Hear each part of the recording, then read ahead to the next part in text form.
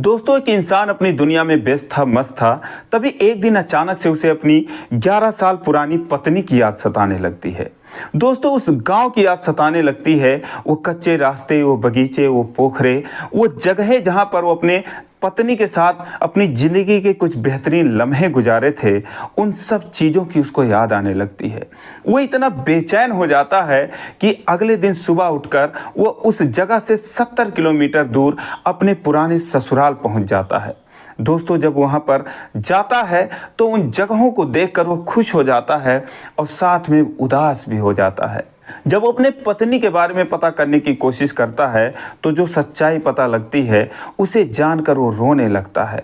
दोस्तों, ये एक सच्चे प्यार करने वालों की दर्द भरी कहानी है। आइए जानते हैं पूरी कहानी इस वीडियो में। लेकिन आगे बढ़ने से पहले बस वही रिक्वेस्ट कि आप वीडियो को लाइक कर दीजिए, चैनल को भी सब्सक्राइब कर लीजिए ताकि मेरा हौसला बढ़ता रहे। दोस्तों, ये कहानी है बिहार के जिला गोपालगंज की। उस व्यक्ति का नाम सुरेश होता है। 11-12 साल पहले सुरेश और राधिका की शादी होती है। दोस्तों, राधिका एक बहुत ही खूबसूरत लड़की थी। कम उम्र में उसकी शादी हो गई थी। सुरेश और राधिका दोनों बहुत ही प्यार भरा जीवन गुजार रहे थे, बेहतरीन लम्हे गुजार रहे थे। तभी जो सुरेश के परिवार वाले थे वो पति और पत्नी के बीच में दरार डालने की कोशिश करने लगते हैं, उनके ज़िंदगी में जहर घोलने की कोशिश करते हैं। दोस्तों, वो इसमें कामयाब भी हो जाते हैं क्योंकि सुरेश जो था वो बहुत ही कमाऊ लड़का था और कमा कमा कर अपने परिवार में पैसे देता था। और जब राधिका से उसकी शादी होती है तो राधिका ज़्यादातर अपने मायके में ही रहती थी क्योंकि उसके अलावा उसके माँ बाप का कोई नहीं होता है। वो 2 बहनें थीं, बड़ी बहन की शादी हो चुकी थी, वो अपने पति के साथ गुजरात में रहती थी, तो इसीलिए माँ बाप की जिम्मेदारी उसी के ऊपर थी और उन्हीं की वजह से वो ज़्यादातर टाइम मायके में ही बिताती थी। दोस्तों, वो मायके में रहती थी तो सुरेश भी जब भी मुंबई से आता था तो ज़्यादातर अपने ससुराल में ही अपने पत्नी के ही पास रहता था और कुछ पैसे भी उसको देता रहता था। तो उसके घर वालों ने, जो उसके भाई थे, वो 4 भाई होते हैं, और उनकी जो पत्नियां थीं, इन लोगों ने सोचा कि कहीं ऐसा ना हो कि एक दिन वो सारा पैसा अपनी पत्नी के नाम देने लगे और हमारे हाथ में कुछ ना आए। तो इसीलिए दोस्तों, वो सारे के सारे उसके पीछे लग गए। वो मुंबई कमाता था तो उसका कान भरते थे कि तुम्हारी पत्नी बदचलन है, मायके में रहती है, उसका चाल चलन ठीक नहीं है, तुम पैसे देते हो, इधर उधर उड़ाती है, इनसे बात करती है, उनसे बात करती है, हमने उसको यहाँ पकड़ा, वहाँ पकड़ा, तमाम तरह की बातें। दोस्तों, इस कदर उनके ज़िंदगी में वो लोग जहर घोल देते हैं कि ये पति पत्नी एक दूसरे का साथ छोड़ देते हैं। राधिका हमेशा के लिए अपने मायके चली जाती है और सुरेश जो था वो अपने भाइयों में, बंधुओं में रह जाता है और लगातार पैसे कमाकर अपने परिवार में देता रहा। साल में मुश्किल से 15 दिन, 20 दिन के लिए अपने गाँव आता था, बाकी वो मुंबई में ही रहता था। सेंटरिंग का फोरमैन था, अच्छे खासे पैसे कमाता था। लेकिन एक बार मुंबई में ही उसका एक्सीडेंट हो जाता है, उसका पाँव टूट जाता है। वहाँ पर वो उसका इलाज करवाता है, प्लास्टर लगवाता है और ये सोचकर घर चला आता है कि घर पे मेरे इतने परिवार हैं, मेरी वहाँ पर देखभाल अच्छी तरीके से हो जाएगी, यहाँ पर 2-3 महीने में क्या करूँगा। लेकिन दोस्तों, जब सुरेश घर आता है तो 6 महीने रुक जाता है और इन 6 महीनों के अंदर अंदर वो पाता है कि ये सारी दुनिया मतलबी की है, सब पैसों के साथी हैं, पैसों के अलावा ना तो कोई रिश्ता है और ना तो कोई नाता है। दोस्तों, जैसे ही वो घर पे आता है तो उसके घर वाले कहते हैं कि मुंबई से यहाँ क्यों चले आए, वहाँ पर अच्छे हॉस्पिटल हैं, अच्छी सुविधाएं हैं, वहीं पर रहते तो अच्छा होता। इस पर जो सुरेश था वो कहने लगा कि हाँ, हॉस्पिटल की ज़रूरत नहीं है, मैंने प्लास्टर लगवा लिया है, दवाई ले रखा हूँ, दवा चल रही है, बस मुझे आराम की ज़रूरत है, सुबह शाम गर्म और ताज़े खानों की ज़रूरत है, इसके अलावा कुछ नहीं है। तो मैं घर पर ही रहूँगा, परिवार के बीच में रहूँगा, थोड़ा मेरा मन भी बहलता रहेगा, इसी बहाने घर पर 2-4 महीने रुक जाऊंगा, नात रिश्तेदारों से मुलाकात हो जाएगी। लेकिन दोस्तों, वो सुरेश जो अपने घर में हर महीने 25 से 30 हज़ार रुपये कमा कर देता था, जब उसकी कमाई रुक गई तो लोग उसको एक एक चीज़ों के लिए तरसा दिए। तो उसके साथ ऐसा बर्ताव किया जाने लगा कि उन लोगों से उसका दिल टूट गया। उसका प्लास्टर कटा ही था, वो ठीक से चल भी नहीं पा रहा था।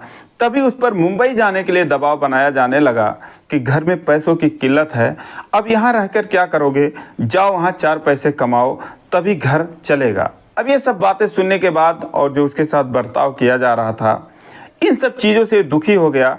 और एक दिन बोल दिया कि अब मैं एक पैसे तुम लोगों को नहीं दूंगा, तुम लोग अपना देखो, मैं अपना देखूंगा। अपने रिश्तेदारों को बुलाया, घर में बंटवारा कर लिया और अपना हिस्सा लेकर अलग रहने लगा। अब दोस्तों सुरेश कमाता था तो 4-6 लाख रुपए अपने नाम जमा भी कर रखे थे। उसने एक घर बनवाना शुरू किया तो उसके परिवार वालों ने इस पर काफ़ी विवाद किया। इसके अलावा भी जो गांव वाले थे वो ताने मारते रहे कि तुम्हारा तो कोई है नहीं, ना आगे है ना पीछे है, किसके लिए बनवा रहे हो। अब दोस्तों इन सब चीज़ों से दुखी हो गया।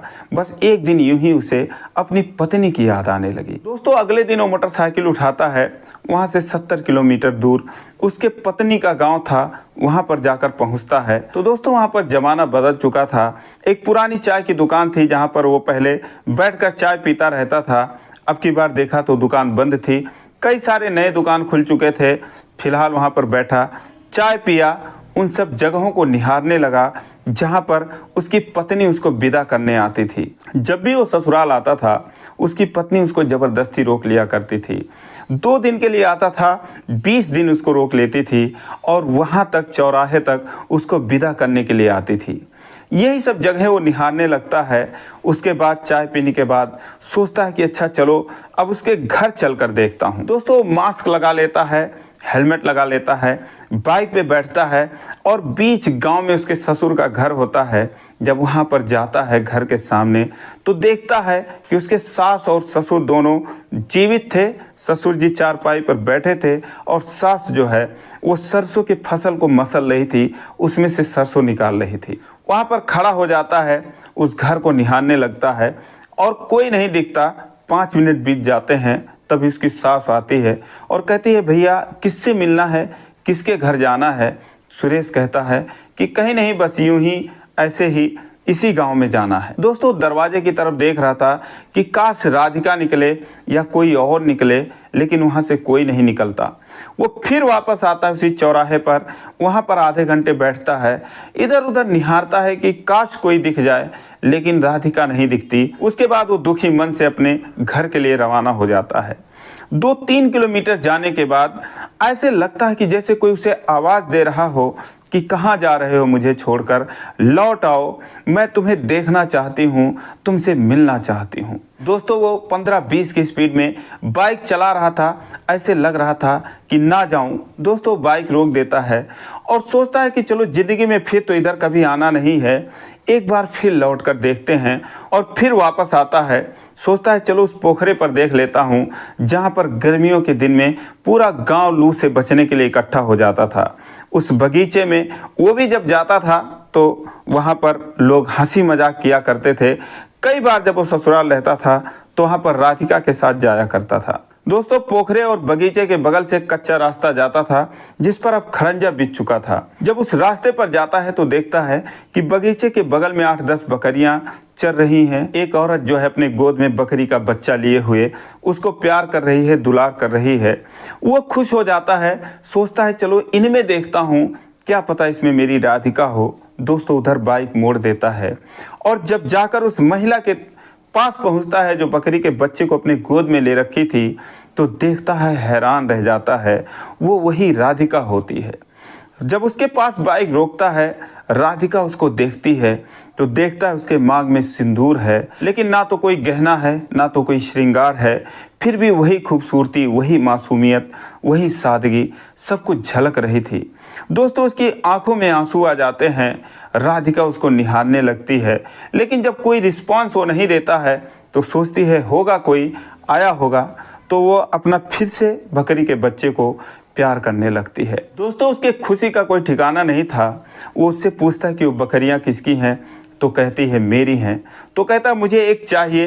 राधिका कहती है कि नहीं अभी बिकने लायक नहीं है, अभी ये छोटी छोटी हैं, अभी तैयार नहीं है। तो कहता मुझे पालने के लिए ही चाहिए, मुझे छोटी ही बकरी चाहिए। अब सुरेश जब राधिका से बातें करता है तो दोस्तों राधिका सुरेश की आवाज़ को पहचान जाती है। जब उसकी आवाज़ को पहचान जाती है तो उसका सीना जोर जोर से धड़कने लगता है, वो जोर जोर से सांसें लेने लगती है, उठ के खड़ी हो जाती है और कहती है कि अपना हेलमेट उतारो। तो सुरेश कहता है कि मैं कोई चोर उचक्का नहीं हूँ, मैं ऐसे ही बकरी के बारे में पूछ रहा हूँ। लेकिन राधिका कहती है कि नहीं प्लीज़ आप अपना हेलमेट उतारो एक बार। दोस्तों बाइक को खड़ी कर देता है, बाइक से उतर जाता है और अपना हेलमेट उतार देता है। जैसे वो अपना हेलमेट उतारता है, जब उसके चेहरे को देखती है तो दौड़ के उसके सीने से लग जाती है और फूट फूट कर रोने लगती है। सुरेश भी रोने लगता है। राधिका कहती है कि यहाँ पर तुम कैसे आ गए, इतने दिनों तक तुम कहाँ थे, मैं तुम्हारा रास्ता देख रही थी, मेरी आत्मा तुम्हें देखने के लिए तरस गई थी, तुम कहाँ थे, आज भूल कर कैसे इधर आ गए। सुरेश कहता है कि मैं तुम्हें लेने आया हूँ।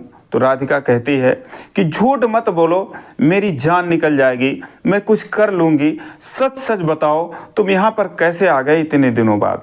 सुरेश कहता है मैं सच बोल रहा हूँ, मैं तुम्हें लिवाने आया हूँ, तुमसे मिलने आया हूँ। दोस्तों एक बार फिर उससे अलग होती है, उसका चेहरा निहारती है और एक बार फिर उससे लिपट जाती है। ये वाकया जो है, दूर से दो औरतें देख रही थीं, वो भी उसकी तरफ बढ़ते चली आती हैं। सुरेश उसको चुप कराता है, बोलता है चुप रहो, कोई देखेगा तो क्या कहेगा। लेकिन राधिका जो है, उसके कुछ समझ में नहीं आ रहा था, उसको देख के एकदम पागल हो चुकी थी, उसको छोड़ने का नाम ही नहीं ले रही थी। दोस्तों जो औरतें आती हैं, उनमें से एक राधिका की चाची लगती है। सुरेश को देखते ही पहचान जाती है और बोलती है क्या भैया, कहाँ से आ गए तुम, इतने दिनों तक कहाँ पर थे, आज इधर की कैसे याद आ गई। दोस्तों वो कहता है कि पहले आप इनको चुप कराओ, फिर मैं सारी बात बताता हूँ।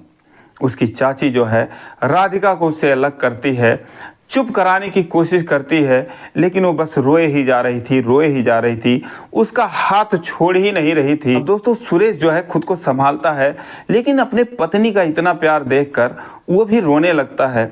तो उसकी चाची जो है दोनों को समझाती है और कहती है भैया देखो, इतने दिनों तक तुम उसे छोड़ दिए थे, लेकिन आज भी देखो ये तुम्हारे नाम पर सिंदूर लगाती है। हम कहते हैं कि क्यों लगाती हो जब पति साथ नहीं रहता, तो कहती है कि साथ में नहीं रहता तो क्या हुआ, मर तो नहीं गया है, जिंदा है कहीं ना कहीं, तो मैं इसीलिए लगाती हूँ और इसी बहाने उसको याद करती रहती हूँ। तो देखो भैया ये अभी भी तुम्हारे नाम पर अपनी ज़िंदगी काट रही है। स्कूल में आया का काम करती है, 2000 रुपये वहाँ से मिलते हैं और इन बकरियों से 5-10 हज़ार रुपये साल में इसको मिल जाता है।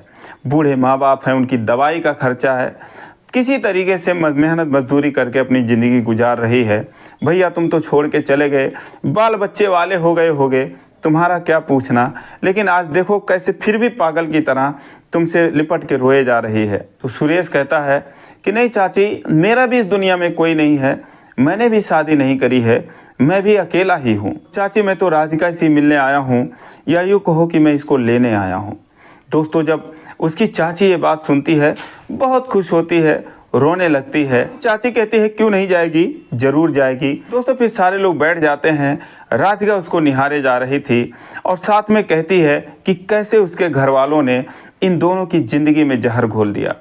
वो फिर उसकी चाची कहती हैं कि देखो ये सब भूल जाओ, जो हुआ सो हुआ, अब आगे की शुरुआत करो, एक बार फिर से तुम दोनों अपना घर बसा लो। फिर राधिका कहती है कि मेरी आत्मा इनसे मिलने के लिए तरस रही थी, मैंने इनको देख लिया, मिल लिया, लेकिन मैं अपने माँ बाप को उनके अंतिम दिनों में इस तरीके से छोड़कर कहीं नहीं जाऊंगी। सुरेश कहता है कि सिर्फ तुम्हें ही नहीं बल्कि मैं सबको लेकर चलूँगा, मैं घर बनवा रहा हूँ, घर वालों से मैं बिल्कुल अब अलग हो चुका हूँ और महीने 2 महीने में घर बन जाएगा और उसके बाद हम सारे लोग साथ में चलेंगे। दोस्तों उसके बाद सुरेश कहता है अब मैं तुम्हें खोना नहीं चाहता। तो उसके बाद वो घर पे जाता है, वहीं पर रुक जाता है राधिका के पास ही, और एक बार फिर से दोनों की दुनिया बदल जाती है। 5-6 दिन वहीं पर रुक जाता है और उसके बाद अपने घर चला जाता है, अपना घर बनवाता है और फिर आकर राधिका को, उसके माता पिता को बहुत ही इज्जत से, बहुत शान से अपने घर लेकर जाता है। दोस्तों जब ये गांव वाले देखते हैं, उसके घर वाले देखते हैं, दंग रह जाते हैं, हैरान रह जाते हैं। एक बार फिर उसके घर वाले उसकी ज़िंदगी में जहर घोलने के लिए पहुंचते हैं और कहते हैं इसको लाने की क्या ज़रूरत है, 10-12 साल पता नहीं क्या कर रही थी, कितने कर्म किए, कहाँ कहाँ घूमी, इसको लाने की क्या ज़रूरत थी, तुम कहते थे हम तुम्हारी नई शादी करवा देते। लेकिन दोस्तों ये भी सच बात था कि जब भी सुरेश की दूसरी शादी के लिए कोई आता था तो यही लोग उसको भड़का देते थे कि लड़का जुआरी है, पीता है, एक छोड़ के भाग गई तो तुम अपने बेटे की ज़िंदगी क्यों बर्बाद कर रहे हो। यही लोग उसकी शादी नहीं करने दे रहे थे और जब ले आया तो उससे इस तरीके से बात कर रहे थे कि ये पता नहीं कौन से कर्म कर रही थी, तुम इसको लेकर चले आए। दोस्तों सुरेश उठता है और कहता है तुम लोग यहाँ से चले जाओ, आइंदा मेरे दरवाजे पर दिखाई मत देना। दोस्तों वो लोग समझ चुके थे कि अब हमारी दाल गलने वाली नहीं है। दोस्तों ये 2022 की बात है। तब से राधिका और सुरेश एक बेहतरीन ज़िंदगी गुजार रहे हैं। तो दोस्तों ये रही कहानी। आपको कैसी लगी कमेंट करके ज़रूर बताइए, और ज़रा भी अच्छी लगी हो तो चैनल को सब्सक्राइब करिए। फिर मिलेंगे अगले वीडियो में, तब तक के लिए जय हिंद।